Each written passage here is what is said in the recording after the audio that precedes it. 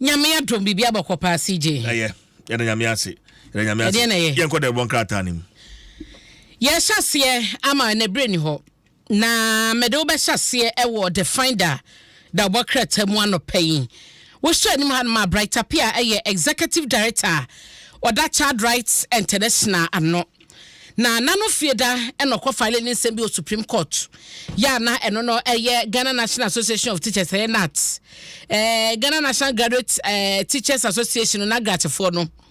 ena CCT consent teachers no wode omo nyina akwakodan court se court enka nkyɛ wo mo say strike na wo mo ekwese sia de o matwe strike na san mum na so strike na wo makɔ no etiamra emfa kwamu eti da wo mo ehwɛ se court ntwensan na eno achi no court and declare se wo mo eni tumi ese wo mo begina so mampani apa opani oba beda Ghana Education Service ano wo mo mpano enti wo magina so de akɔ strike ena eno so ebenya ewo yemaya esuade so no womu ni satumi no eno ho asem ewo the finder da obokrata ni mo ewo ha na eno achi soso no ebo amane ese yewra ginapo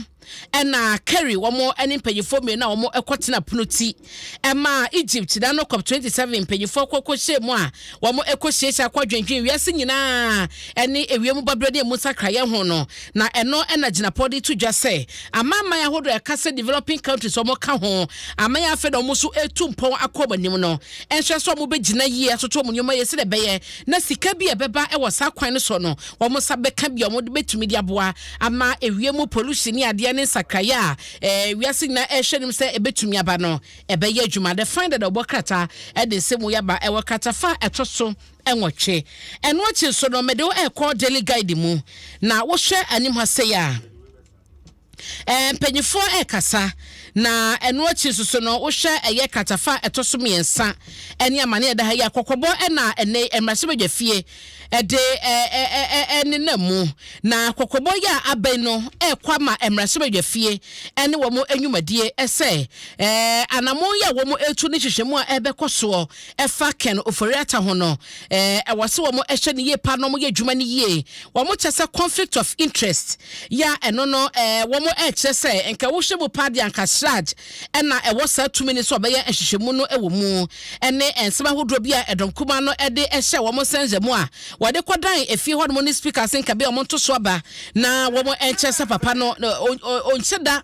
eni integrity no a obetumi aboa Ghana ewa saa foto sanfo edibia no enti nkebe ya edo ye emrase be fie hwe ho asamonka ene sadia parliament ene speaker ati abedwako a eye nipa nwotwe ene ekotena so amom nansom eso mo fanya sa hwehwemu no eho ena sanse bo nyina no efri edeba enti nei pressure pa ena akwakoda so mo eye ehwehwemu ewo ho na eno achi so no mo chese kwapa koko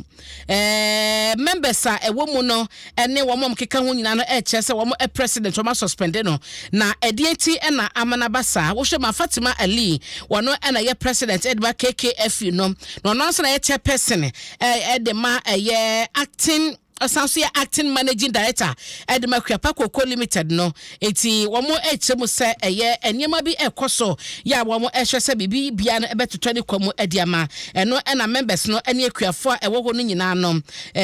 ato aba ewo so eche so for adwuma ento wo no kosi emre kakra ehwehwemu nyina no ebewie na aban so ade atudwa katafato so miensa ha ya wo daily guide mu ese Sagremi housing project obeka ya adankrobe se eye apem ahanum eni ensia 1506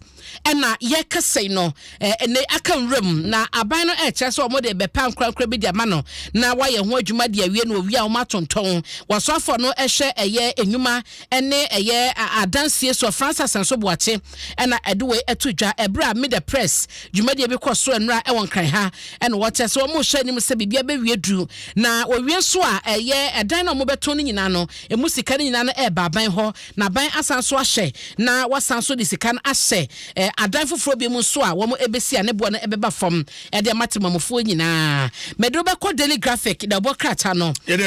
krata fato so miensa na wo hwe ha ya poshiagabo emfoni eda ha GJ Awards ekoso na no memendaro no ene winning journalist of the year eye GJ Awards no na wono so fodi da ha no chi no hwa eye multimedia enya awards no makoma